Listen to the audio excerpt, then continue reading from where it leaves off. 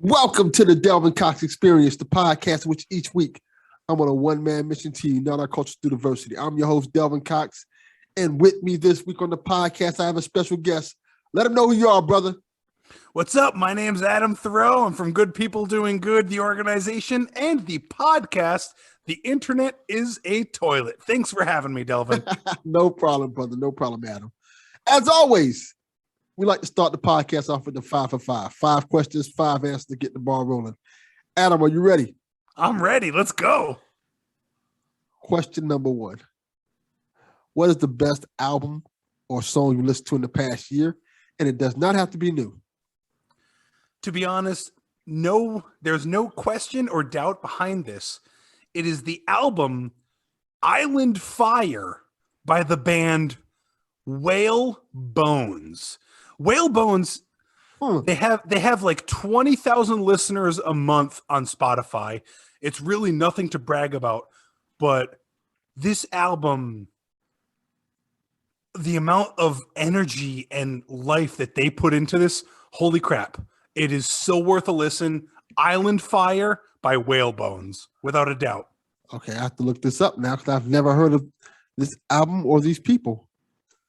It's fantastic. It's 2 guys, but they record everything, so they don't necessarily play it out live, but there's these 2 musicians, and they play everything from all the instruments to the MIDI orchestration behind them to the music, and it's fantastic. It's like old school punk rock music with heart. I love it. Okay, I'll definitely check that out then, see how it sounds. All right, question number 2. This is a simple one. Just want your feedback on it. Coke or Pepsi? See, I've heard this question before, and you say it's a simple one, but it's not, because I'm not a fan of cola. So here's the thing.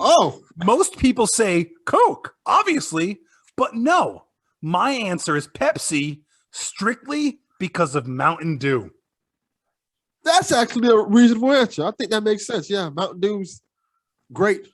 Thanks. I don't like Pepsi, Coke, Diet Coke, or Diet Pepsi. I want Mountain Dew. I'm not a fan of Diet Coke. I'm not a fan of anything diet, like Coke Zero. Fuck out of here. Diet Coke, Pepsi Zero, Pepsi One. Seriously, I have trash to me. I have no problem drinking water. So if I need to drink water, I'll just fucking drink water. Yeah, that's true. I also don't mind drinking water at all. Definitely. I like that answer. Question number 3. What is the dumbest thing you've ever done as a kid? Oh, geez.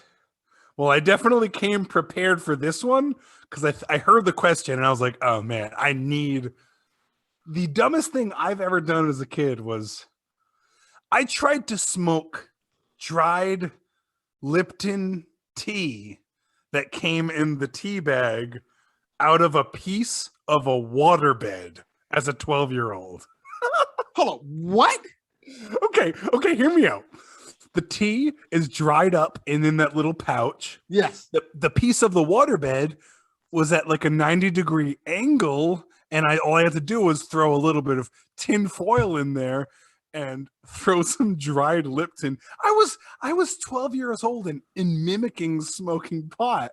I gotta say, Adam, this is some crackhead ass shit. I'm not even gonna bite my tongue on it. This is junkie, I need a hit type stuff we're talking about right now. I didn't even know that I was that far gone as a 12-year-old. They should have put you in a rehab. If I would have saw you doing that, I would have immediately took you to rehab. Like, no. Okay, fun fact. So my mom and my fucking divorced dad at the time, they caught me bringing the waterbed pipe to my friend's house. So they brought me to a therapist for children. And the first time I was in like a closed room with him, he was like, so tell me what's wrong with you? And I was like, well, my parents caught me smoking Lipton tea out of a piece of waterbed. He's like, oh, cool. Check out these Grateful Dead tickets that I bought 40 years ago. And I was just like looking on my shoulder. I'm like, my mom's not here. And if she was, she would pull me out of that right away. But so apparently smoking Lipton tea isn't that bad. Probably was like, look here, son. Things considered. Look here, kid. You smoking that bullshit. Let me show you the good stuff. Let me show you the good stuff. This, my friend, is Lipton. I can't believe that's the actual thing you did. I got caught. Like that's how my mom found out I smoked pot, was because she found my piece of a waterbed with tin foil in it that had Lipton tea resin left on the residue. There's so many things wrong with this story. One, a waterbed. I don't think I've seen a waterbed in 20 years at least. Well, this waterbed I had was 30 years ago. So, I mean, it makes sense. Yeah, it lines up. Two, like tin foil, Lipton tea. Like, did your mom like see Lipton tea in her store and just try to hide it from you now? Like, oh shit, there's bags of Lipton. Or these days, she's like, hey, can you get me some Lipton?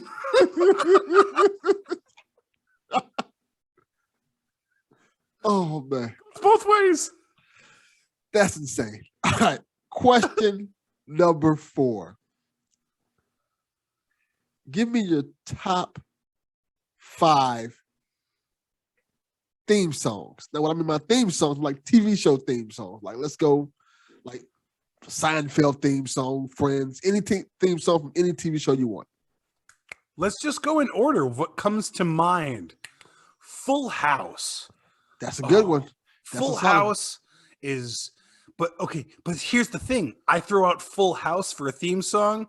I almost have to throw out Step by Step just because it was the same era, and I don't necessarily agree with that. So I'm just going to say Full House. Okay. The theme song, everywhere you look, everywhere there's a hunt, and then throw that in with ba-dum bam, ba-dum bam, ba-dum bam, ba-dum bam. And then honestly, okay, I'll save this for number 5. Okay. But I'll give it to you now just because I don't want to forget it. But my number 5 is the X-Men animation cartoon theme. I like that one. Great choice. Oh, so 2 more. Okay. So you got Full House, yep. X-Men, and we're going Tim the Two-Man Taylor, Home Improvement. Yep, we'll throw Home Improvement up there. Okay. Okay, if we're going classic, Growing Pains, Show Me That Smile Again. It's funny you mentioned that because that dude, Alan Thicke, wrote most of these theme songs. He wrote like a whole bunch of theme songs for TV shows. And I don't think he sung them. Dude, but that's the thing. He didn't need to sing them. I honestly think it's like Stephen Parr. I've downloaded who sang that before. But the fact that Alan Thicke produced them, people will be like, why is this other Thicke getting into music? And people don't know that his fucking father is the reason he's into music. Granted, it was like 10 years ago that anybody gave a shit about Robin Thicke, but yeah. Alan Thicke was the man. I will say that. And I'd say my last one to throw out there, simply just because it gets me fucking excited every time I hear it, is the intro theme to South Park, because I grew up on that shit, man. I was in 7th grade when Cartman Gets an Anal Probe came out. Okay, I remember that to the world. So I grew up on that shit. Like I was 13 when somebody grew up with an anal probe and laughing about farts and aliens, and now these days they're talking about political stuff, and I fucking grew up with South Park, so they're easily the reason for my last top 5 themes. I have a second random question since you mentioned South Park, and I think this would be an interesting way to look at it. Which show you think is aged better, South Park or The Simpsons? They're both still going. They've both been around forever. See, here's the thing. I will 100% say Simpson has been around longer and has been doing more, but I do think Simpsons, they're more poetic with their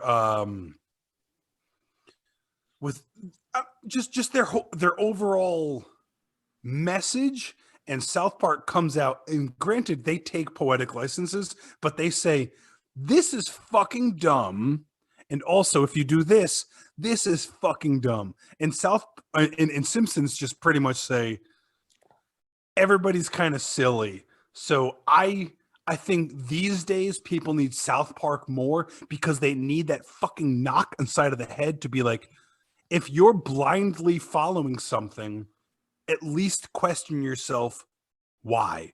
Because I think as far as a comedy goes, the fact that you can question yourself so much while watching a comedy is beautiful. And that's what comedies used to be. And that doesn't happen anymore. I agree with that. Yeah, I think that there is something to that in terms of the best comedy is always a comedy that you can look at yourself and say, yeah, we're being silly. I think Chappelle does a great job at that. I think Richard Pryor did, Eddie Murphy did. I think George Carlin did an excellent job at that in terms of like pointing the mirror at ourselves and making us kind of laugh at ourselves and some of the stupid things we do. So yeah, I agree with that wholeheartedly. I think South Park and The Simpsons do a great job with that in their own unique ways. Family Guy does too, but Family Guy's more of sight gags. Like, yeah, and same thing that South Park is. No, I'm sorry, that Simpsons is more family geared as far as the reception. Even though South Park is nothing but 3 or 4 fourth graders, the stuff they tackle is heavier and harder. So it's like for 20 minutes they get you being like, yeah, holy shit, and then at the end it's like, yeah, holy shit. That makes sense. Yeah. All right. Question number 5. Zombie apocalypse is happening, Walking Dead style. You can only take 5 things to go out in this world and survive. Anything you want. What are the 5 things taking this will survive this zombie apocalypse? And as far as personnel, family is included? Yes, they automatically come with you unless you don't want them to come. Nope. And if you don't want to come, fuck them. They die. Okay. This might be I don't know what the quickest answer you've ever heard from this is, but I came prepared for this. Okay. Number 1, a gun with that like stabby knife thing at the end. Bayonet. Yep, that. Yes. But let's give it like a modern day gun feature, still with the stabby thing. Okay, like I have an answer for that. Decent pistol. I have an answer for that. Okay. You play video games? I don't. Do you know anything about video games? Oh fuck yeah, man. Okay. There's a if video we're talking game about first-person shooters, I was a big Duke Nukem fan. Okay. There's a video game called Gears of War. And they have a weapon that's called a chainsaw bayonet, basically. And it's literally what it sounds like. It's a machine gun that has a chainsaw attached to it. So what they would do in the game, what you can do in the game is when one of the creatures get close, I can't remember, I think they call it the locusts or something like that. When they get close to you, you press the button, revs up the chainsaw, and you can cut them in half. But the chainsaw takes gasoline? They never established that in the universe. I'm assuming it does, but you don't have to stop and get gasoline for it. I'll just say that. Then I might have gone a little too literal with this one. But I think for that reason, if the gasoline is a factor in my real world, I'm just gonna go with a sweet long rifle with a stabby knife. They also have a weapon. It's Gears of War. I love this series. I can tell you that a weapon that's just like that as well. It's like a machine gun. It has a long sword on it. That's what I need. Yeah, I think it's called a Lancer. Okay, so then my first answer is a Lancer. Okay, I like that. I would say my second ammo. Well, not to give anything away, but my second answer would be a good amount of ammo for said Lancer. Okay. Number 3, binoculars, so I can kind of see shit coming. Okay, binoculars. Okay. Because I also understand my surroundings. I'm also going to throw in backpack because I can steal shit off of dead people that have been killed, right? I agree. I like that answer because, and this is something I hate The Walking Dead about. I love The Walking Dead, but this is one thing I never noticed. Like, you have all these zombies that's been killed and things like that. You never think they're like, let me check their pockets to see if they have something valuable or things like that. You know, they died. They're dead. The second they're dead, that's the first thing I'd fucking be doing with Nothing. Like, I wouldn't even be wearing a condom when I did that. I'd be frolicking in the greens when I went through the dead zombies' pockets and Yeah. backpack. Because obviously, when they died, they didn't just empty out all their fucking pockets. That's not a thing. They're not like, oh, I'm dying. Let me empty out all my pockets. No. Nope.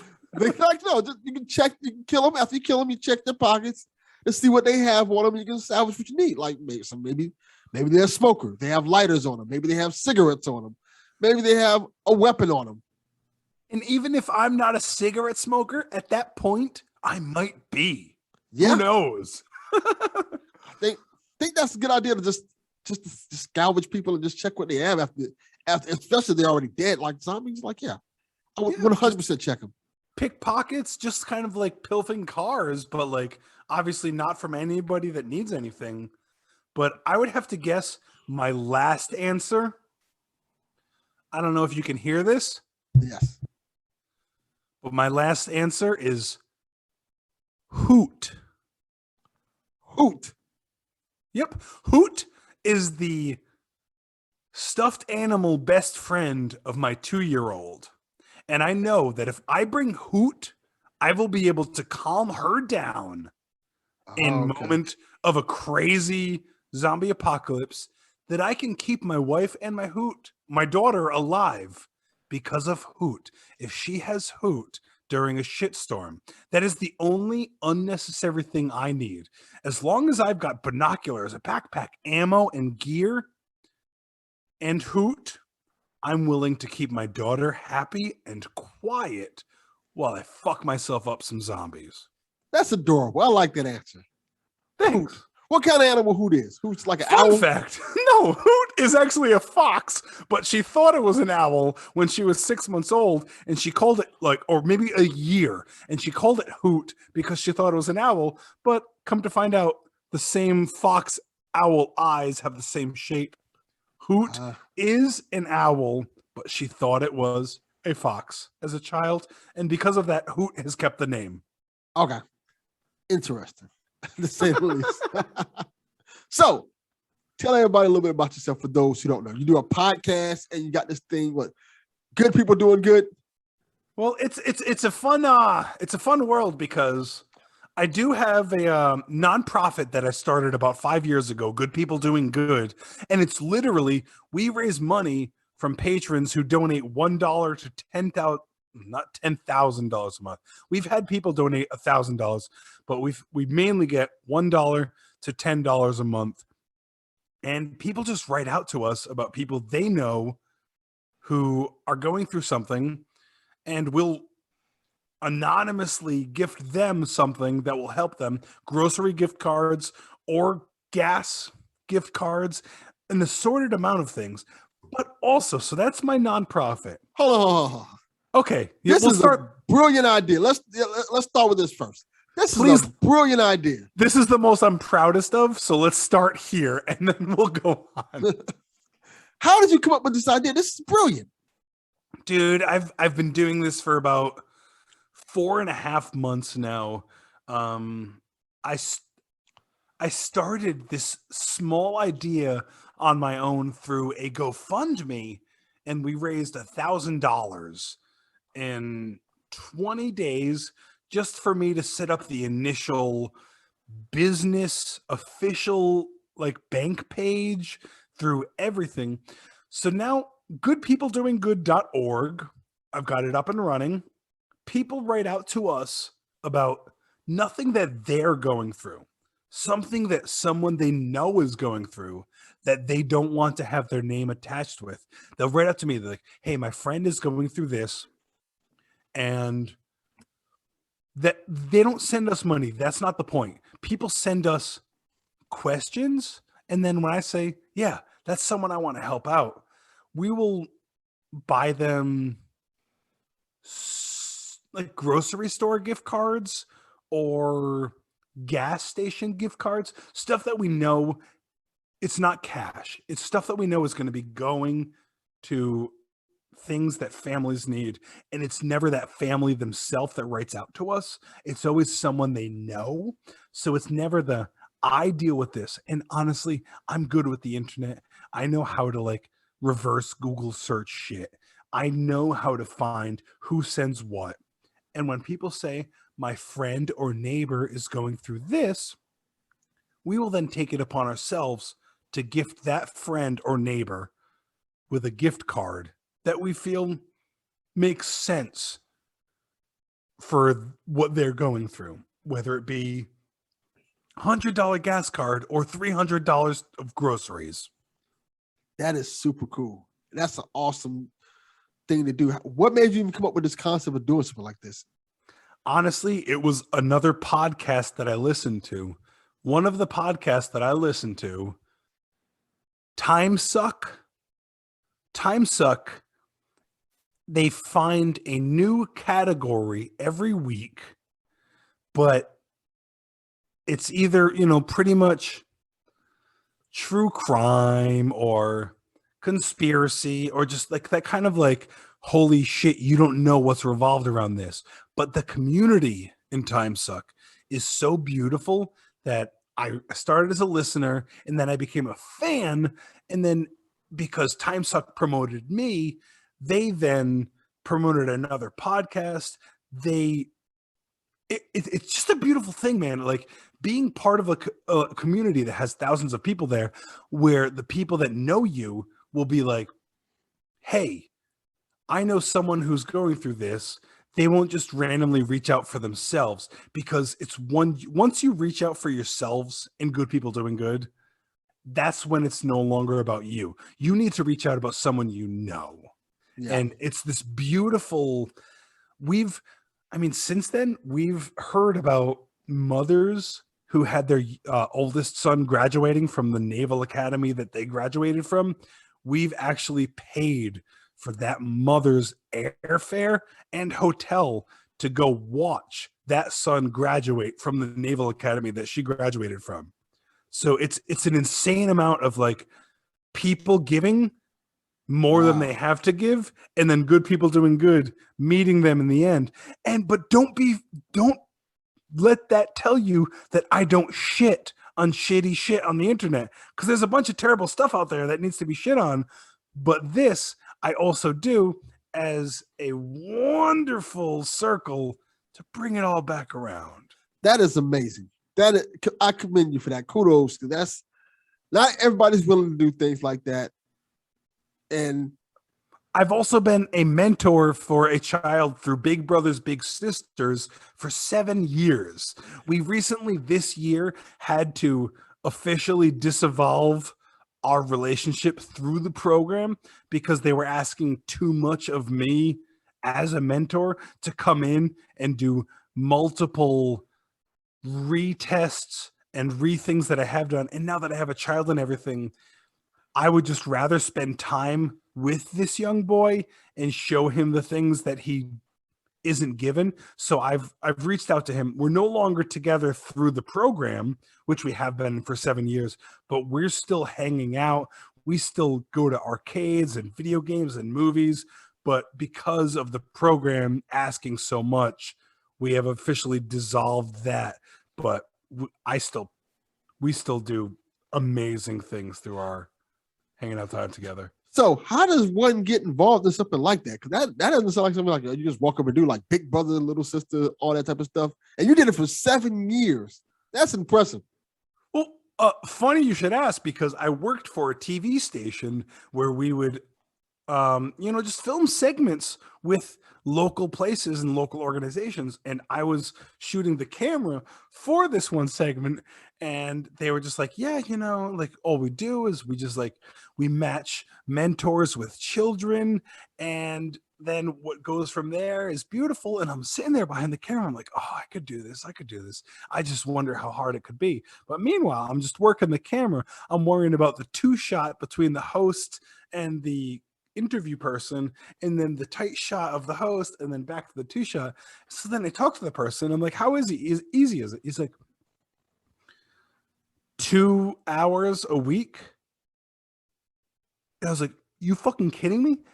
All I have to do is spend 2 hours a week with a child through mentorship program, and I get to do whatever I want to make a difference in their lives. Dude, I've introduced this kid to carnival games, fried rice, whack-a-mole, the movie Lawnmower Man. It's like insane things that you assume someone your age is definitely just already accustomed to.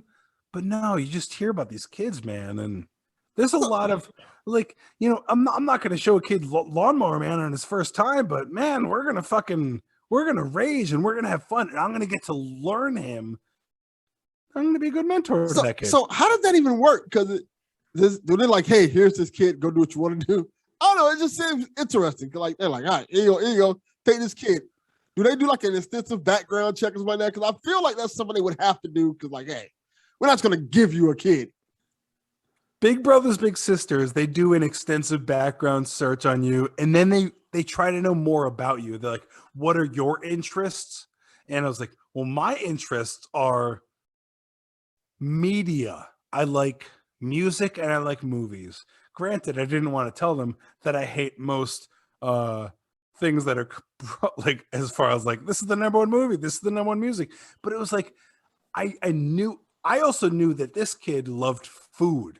And I started with him at the age of 7, and he's 13 now. So I've brought him to food places that you can bring your own food and like cook them, or like you don't bring your own food, but like you cook your own ingredients in the hot pot. There's a lot of hot pot like Asian places, and I just try to show him everything that really kind of makes culture. And it's fun that you can, it's kind of up to you at that point, because like you have 2 hours with a kid every week, but it's like, what the fuck do I want to show this kid? There was this one place that was like a giant garage sale, but they're open every weekend and there's always new stuff in there. So I started bringing him there young as a kid. And then every week he would be like, can we go to the giant indoor garage sale? Whatever makes you happy, dude. It's that little fucking shit that makes a huge life. And I have no problem cussing right now, but I've been a big mentor, and just, it's all about that huge shit that makes a fucking big difference in a kid's life, man. Yeah. Let me ask this, because I think this is the interesting aspect of it. Do you get to know the parents and meet the parents and things like that when you do these type of programs? How does that work? Because I know they're like, some of these kids don't have moms or dads. How does that work in terms of this? This is fascinating to me, by the way. No worries. With my main man, who I've been with for 7+ years, CJ, his grandma was his main mentor and just source of everything. So every time I would have to reach out to somebody, like whether or not, like, do you think this is appropriate to bring him to, or whatnot, I would have to reach out to his grandma. And CJ and I had such a close bond from the beginning that obviously his sister wanted something similar. And it took his similar maybe a couple of years to find someone through the program that was a female to be her me. But I feel like in the beginning few years, CJ had me and she had nothing but CJ's Adam.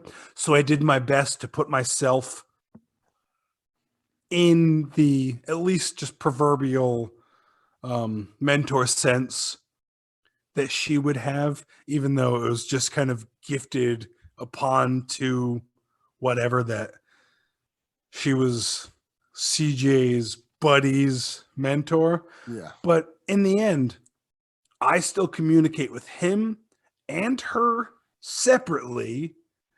And the grandma, she communicates through me via Facebook. Granted, she has, in the past year and a half, she has more teachers and everything to go to than me, because I was kind of just that one centralized thing. Now she has a bunch of, but it's, as a lover of people and just art, I've always put myself out there as, this is fucking awesome, and this is where it all begins. So I've even introduced CJ to some stuff that might be a little PG-14 if he's PG-13, but because he's PG-13 and has nobody under him to understand any sort of lower level, I like to bring it up to like, well, hey, dude, this is more the adult level that you should be speaking. So I know I'm kind of rambling off, but like, do you understand what I'm getting? Like, I do my best to portray being a good human onto everybody I have.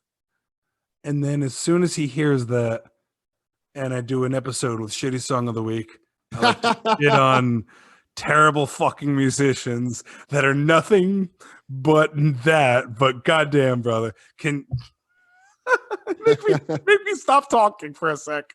Well, since you brought it up, let's talk about two things. Let's talk about your podcast. So let them know your podcast. We can get into that. And how did you come up with the concept of it? Because I think it's an interesting podcast, to say the least. Well, my podcast is called The Internet is a Toilet, and you can literally find it by searching Internet Toilet.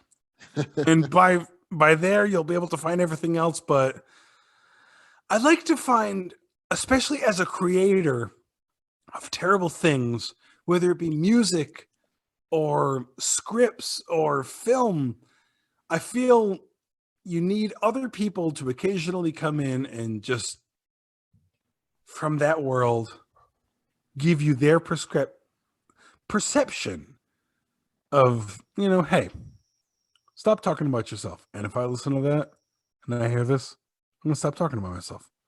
But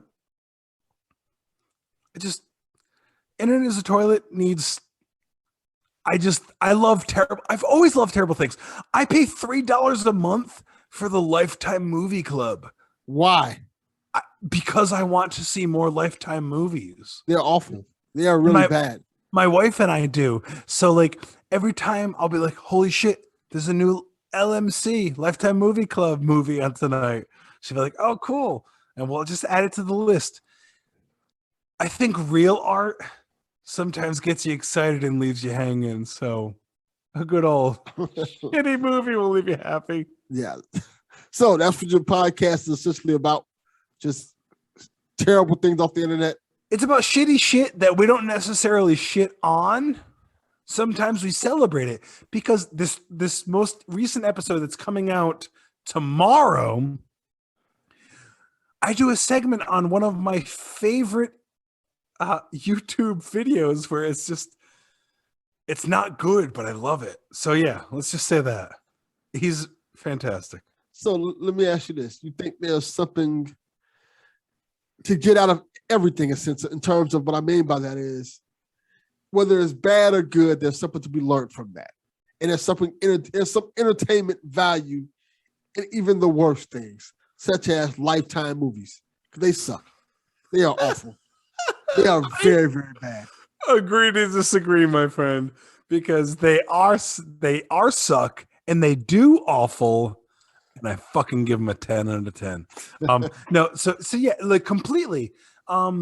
There are people that I know in this world that don't have the same sense of humor as me, so they're not going to watch my dead sorority cheerleader on a Thursday night. That's an actual movie? It's not necessarily. I can pull up the Lifetime Movie Club movie app. Never mind. Don't do that. Well, let me see. So okay. So like, granted, I do pay extra money to be a fan of Lifetime, but it's because I love the shitty shit that they put out. So there's plenty of organizations that do nothing but write terrible, made for TV movies. Yes. I mean, like, and they're usually free. Yeah, but didn't Will Ferrell and there was that one big SNL actress recently. They did a Lifetime movie because it would be funny. And it was, it was weird how that didn't persist because Lifetime movies for real people that love Lifetime movies, holy shit, I'm gonna watch them forever. But Will Ferrell and God, I fucking forget her name, and I know it's not the fact that you watch these movies. That's bad enough. It's the fact that you pay money to watch these movies.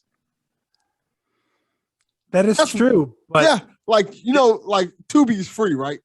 So is this a good segue into my love for terrible things because I am the one that introduced Brandon to notaverbs? Yes, it is. I think, okay, to give people context, I was on a podcast, and people should know by now, Brandon's a good friend of mine. He has a podcast called Shitty Song of the Week. And on the episode I was on, we both picked the song. I picked the old Two Live Crew song, which was terrible. And Brandon brought on this song that I've never heard from one of the other rappers who was in I guess like a later offspring of Two Live Crew called Know the Verbs. He made this song about fucking being scared of flying. It is the worst fucking song I've ever heard in my life. It is awful. It is so bad. It's like, hip hop is known for its bravado and its swagger and stuff like that. This song has no swagger. It has no bravado. Think of the worst hip hop song you've ever heard of and thought of. It's worse than that. Like Skee-Lo is far better than this guy. This is terrible. So yes, I lost Shitty Song of the Week. And the reason why is because Adam gave Brandon this fucking terrible, terrible song. Look it up. I think it's called, what's the name of the song? Plain Scared. But plain, Plane. Yes, Adam is now smoking on the fucking Nestle, what is it? The Lipton tea. Yep, I'm the Lipton tea that my mother was coveting a good 20 years ago. Holy shit, like literally Brandon reached out to me. Okay, I'm going to lift the curtain. Brandon reached out to me letting me know that there was just simply a Two Live Crew song coming soon. And I was sick with the flu. So I just simply went to a Wikipedia page, clicked a name, clicked like whatever they have done, because I knew that Ferb had joined whatever down the line. Holy shit. I found Plain Scared because I found a song of a rapper that had been in Two Live Crew. And holy shit, I sent it to Brandon and he sent it back to me. He's like, fuck, I'm going to have some fun this week with this one. I was like, oh, cool. Then he sends me like a video message a week later. He's like, Delvin has some message for you. and it was just like his editing software pretty much being like, Adam, fuck you. And it was so beautiful because honestly, this song is the worst fucking song I've heard in a long time. And there's nothing to it. It is so shitty. It is such a pussy fucking lyrics. Holy shit. Is this not the worst song you've heard in a long time? Yes, it is. And I've heard some pretty bad hip hop songs. This is a awful, awful hip hop song. And like I said, it's not like Vanilla Ice, people could say it's subjectively bad, but Vanilla Ice is bad, but he made a hit record. Skee-Lo, bad, but made a hit record. But Verb even has skills. The fact that he had skills and then turned it into this? Yes. It's holy awful. Shit. So, let me ask you this. How do you come up with a concept for each episode of your podcast?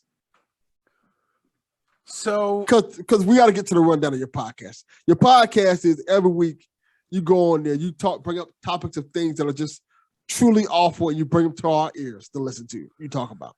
Yeah, I mean, like I'll find it whether it's just like a random song from the 70s that was recorded as like quality content then, and really is kind of surfaced now as like, holy shit, that's kind of fucking cringy.